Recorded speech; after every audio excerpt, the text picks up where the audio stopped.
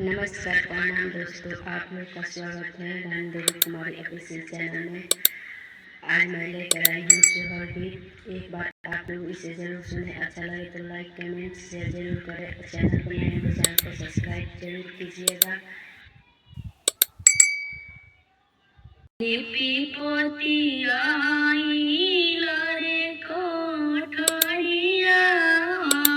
राधा जस पिया रहे ललना ऊपर से गिराए कतसवत माँ प्रभु तस खेले ललना ऊपर से गिरे कतसवत माँ प्रभु तस खेले एक तस खेला शरत सहे ललना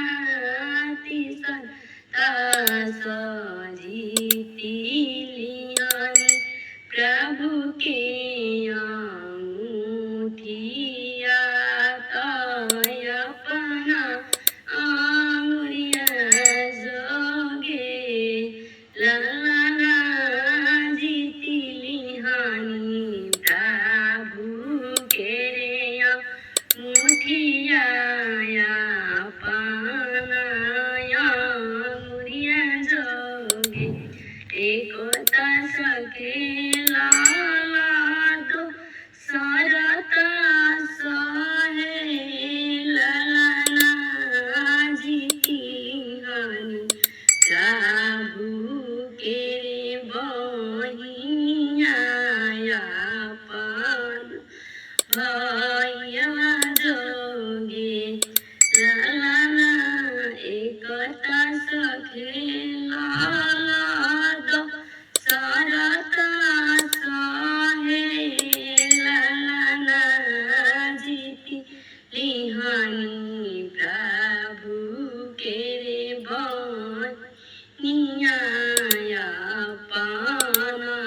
भैया जोगे लिपि पोती आई रे कोठरिया राधा